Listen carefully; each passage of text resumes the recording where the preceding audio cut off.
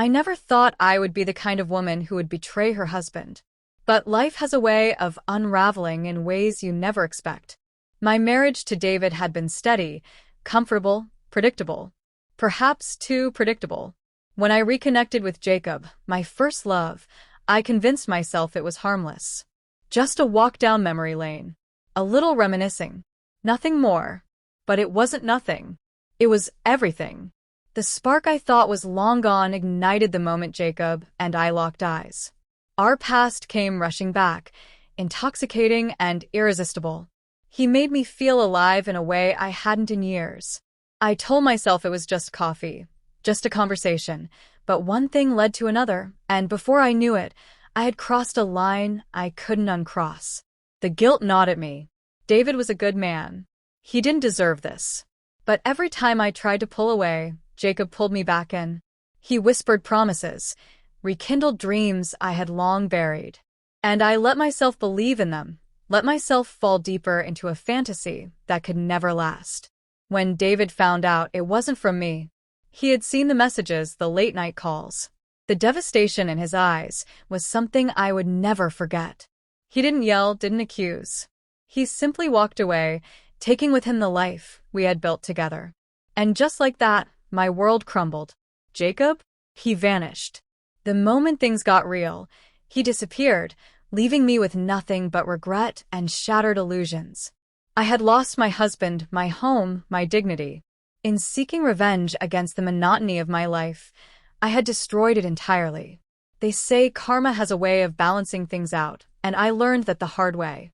I had my moment of passion, my fleeting taste of freedom, but it came at a cost too steep to bear. And now, as I sit alone in the remnants of my choices, I realize that some mistakes can never be undone. The affair started innocently enough, or at least that's what I told myself. It had been years since I'd seen Jacob, but when I ran into him at the grocery store one afternoon, it felt like fate had intervened. He was standing in the produce aisle, looking just as handsome as I remembered. My heart skipped a beat. We made small talk, reminiscing about our high school days. He asked how I'd been, and before I knew it, we were exchanging numbers, promising to catch up over coffee. I told myself there was no harm in meeting him. After all, we were just old friends reconnecting. But when we met a few days later, I could feel the electricity between us. We laughed about the past, shared stories about our lives. Jacob had never married, and he spoke about how he had spent years traveling, chasing dreams. His life seemed exciting, adventurous, everything mine was not. Sitting across from him, I felt like the young woman I used to be, the one who had dreams of her own before life settled into routine. One coffee turned into dinner. One dinner turned into secret meetings. Before I realized what was happening, I was lying to David, telling him I was running errands when I was really spending stolen hours in Jacob's arms. I knew it was wrong, but the thrill of secrecy, the rush of feeling wanted in a way I hadn't in years, was intoxicating. I told myself that no one was getting hurt, that as long as David didn't know, it wouldn't matter. But deep down, I knew better. The guilt came in waves. At night, lying beside David, I felt like a stranger in my own life. He was kind, attentive, but I was too far gone to appreciate it. I started to withdraw, finding excuses to be away from home. I told myself I would end it with Jacob, that I would put a stop to it before things went too far. But every time I tried, Jacob would pull me back in with soft words and lingering touches. He made me feel like the most important woman in the world, and I wasn't ready to let that go. It all came crashing down one evening when David confronted me. He had found the messages, the call logs. He didn't need to ask me if it was true. My silence was enough of an answer. I expected him to yell, to demand an explanation, but he just looked at me with sadness in his eyes. He packed a bag that night and left, leaving me alone with my shame. I thought Jacob would be there to pick up the pieces. But he wasn't.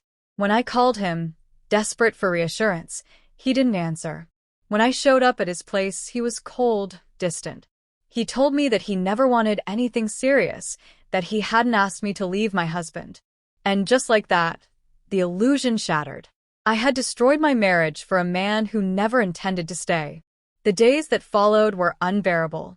The silence of the house was deafening. I reached out to David, begging for forgiveness, but he had already moved on. My friends, the ones I thought would support me, distanced themselves. They saw what I had done, and they judged me for it. I was left with nothing but regret. Months passed, but the pain didn't fade. Everywhere I looked, I saw reminders of the life I had thrown away. I had chased a fleeting moment of passion, and in doing so, I had lost everything that truly mattered. The loneliness was suffocating, a constant reminder of my mistakes. Looking back, I wish I had seen the warning signs, had realized that the excitement of an old love rekindled was nothing more than a mirage. I had taken my stable, loving marriage for granted, and in doing so, I had destroyed it beyond repair. Now, all I could do was live with the consequences of my actions and hope that one day I would find a way to forgive myself.